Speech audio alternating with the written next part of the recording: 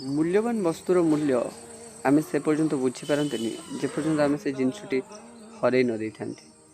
जेबे आम कौन गोटे मूल्यवान जिनस हर था से तार मूल्य आमको जना पड़े परिवार हो कि सफलता हो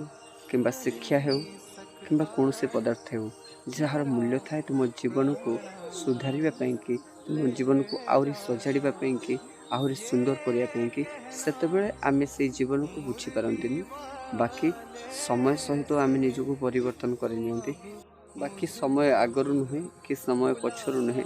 समय सहित ही आमको चलबार अच्छे कारण आज आम पाखे समय अच्छी आम तार मूल्य बुझीपारना आज आम पाखे गोटे सुंदर जीवन अच्छे तार मूल्य आम बुझीपारना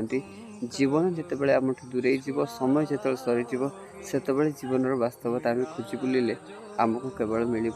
से मिछ आ मोह माया आउ कि भी नुहे तेणुक समय थाउ थाउ आम प्रकृत जीवन मूल्य बुझी निजपाई निज घर पर निज परिवार